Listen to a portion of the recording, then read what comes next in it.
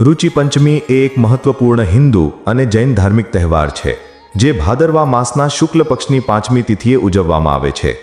આ દિવસનું ધાર્મિક મહત્વ ખાસ કરીને જૈન ધર્મમાં વધુ પ્રમુખ છે, પરંતુ હિન્દુ ધર્મમાં પણ તેનું વિશેષ સ્થાન છે।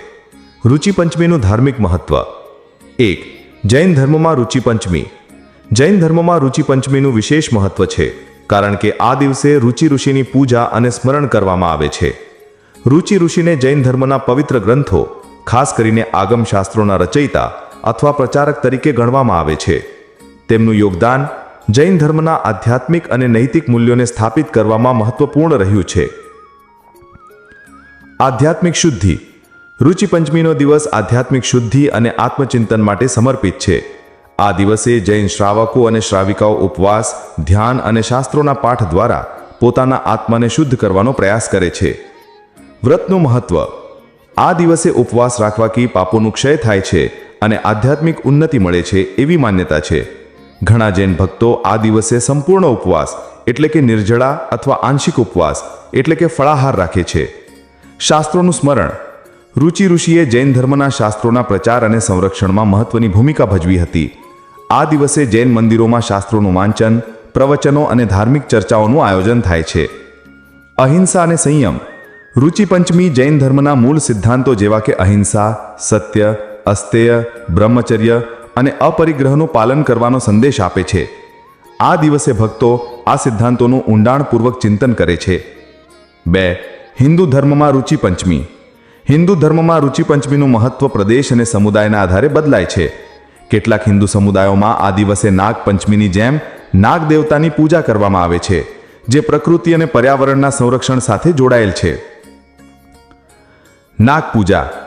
ખાસ કરીને ગુજરાત, રાજસ્થાન અને મહારાષ્ટ્ર જેવા રાજ્યોમાં રુચિ પંચમીના દિવસે નાગ દેવતાની પૂજા કરવામાં આવે છે। નાગને પ્રકૃતિનું રક્ષક માનવામાં આવે છે અને તેમની પૂજા કરવાથી સર્પદંશથી રક્ષણ મળે છે એવી માન્યતા છે। કૃષિ સાથે જોડાણ। ભાદરવા માસ ચોમાસાનો સમય હોવાથી આ દિવસે પ્રકૃતિ અને ખેતીનું સન્માન કરવામાં આવે છે। ખેડૂતો આ દિવસે પૂજા કરીને સારા પાક અને સમૃદ્ધિની પ્રાર્થના કરે છે। પાપ મુક્તિ।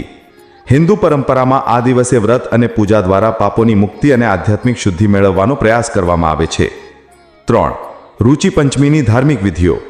રુચિ પંચમીના દિવસે ધાર્મિક વિધિઓનું વિશેષ મહત્વ છે જે આધ્યાત્મિક અને નૈતિક જીવનને પ્રોત્સાહન આપે છે। ઉપવાસ। ભક્તો આ દિવસે ઉપવાસ રાખે છે, જેમાં સંપૂર્ણ ઉપવાસ એટલે કે ખોરાક અને પાણી વિના અથવા આંશિક ઉપવાસ એટલે કે ફળ, દૂધ કે હળવું ભોજનનો સમાવેશ થાય છે। આ ઉપવાસ આત્મનિયંત્રણ અને શુદ્ધિનું પ્રતીક છે। પૂજા અને અર્ચના। જૈન મંદિરોમાં રુચિ ઋષિની પૂજા અને તેમના ઉપદેશોનું સ્મરણ કરવામાં આવે છે, જ્યારે હિન્દુઓ નાગ દેવતાની પૂજા માટે દૂધ, ફૂલ, ચંદન અને ધૂપનો ઉપયોગ કરે છે। શાસ્ત્ર વાંચન। જૈન ધર્મમાં આ દિવસે આગમ શાસ્ત્રો, કલ્પસૂત્ર અને અન્ય ધાર્મિક ગ્રંથોનું વાંચન કરવામાં આવે છે। આ ગ્રંથો ધર્મ, નીતિ અને આધ્યાત્મિક જ્ઞાનનું માર્ગદર્શન આપે છે। દાન પુણ્ય। આ દિવસે દાન કરવું શુભ માનવામાં આવે છે। ભક્તો ગરીબોને ભોજન, વસ્ત્રો કે આર્થિક સહાય આપે છે, જે પુણ્યનું કાર્ય ગણાય છે। 4. સાંસ્કૃતિક અને સામાજિક મહત્વ। રુચિ પંચમી માત્ર ધાર્મિક જ નહીં પરંતુ સાંસ્કૃતિક અને સામાજિક રીતે પણ મહત્વ ધરાવે છે। આ દિવસે લોકો એકબીજા સાથે મળે છે, ધાર્મિક વિધિઓમાં ભાગ લે છે અને સમુદાયની એકતાને મજબૂત કરે છે। ખાસ કરીને જૈન સમુદાયમાં આ દિવસે પર્યુષણ પર્વની નજીકના સમયમાં આવતો હોવાથી તેનું આધ્યાત્મિક મહત્વ વધુ વધે છે। 5. પર્યાવરણ સાથે જોડાણ। ખાસ કરીને હિન્દુ પરંપરામાં નાગ પૂજા દ્વારા પ્રકૃતિ અને જીવસૃષ્ટિનું સન્માન કરવામાં આવે છે। નાગને પૃથ્વીના રક્ષક તરીકે જોવામાં આવે છે અને તેમની પૂજા પર્યાવરણ સંરક્ષણનું પ્રતીક છે। આ દિવસે લોકો વૃક્ષો, નદીઓ અને અન્ય પ્રાકૃતિક સંસાધનોની કદર કરવાનો સંદેશ પ્રાપ્ત કરે છે। રુચિ પંચમી 2025। 2025માં રુચિ પંચમી 28 ઓગસ્ટે ઉજવવામાં આવશે। આ દિવસે ભક્તો સવારે વહેલા ઉઠીને સ્નાન કરે છે, શુદ્ધ વસ્ત્રો પહેરે છે અને પૂજા અર્ચનામાં ભાગ લે છે। જૈન મંદિરોમાં વિશેષ પ્રવચનો અને ધાર્મિક સભાઓનું આયોજન થાય છે, જ્યારે હિન્દુઓ નાગ મંદિરોમાં કે ઘરે નાગ પૂજા કરે છે। નિષ્કર્ષ। રુચિ પંચમી એ આધ્યાત્મિક, નૈતિક અને પર્યાવરણીય જાગૃતિનો તહેવાર છે। જૈન ધર્મમાં તે રુચિ ઋષિના યોગદાન અને આધ્યાત્મિક શુદ્ધિ સાથે જોડાયેલ છે, જ્યારે હિન્દુ ધર્મમાં તે પ્રકૃતિના સન્માન અને પાપ મુક્તિનું પ્રતીક છે।